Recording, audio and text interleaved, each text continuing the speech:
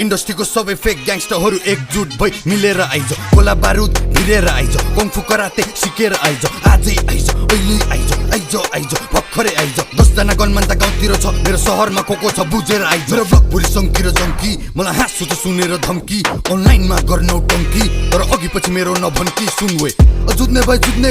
लिएर आइज मुजी जङ्गे सँगै भिड्ने भए भिड्ने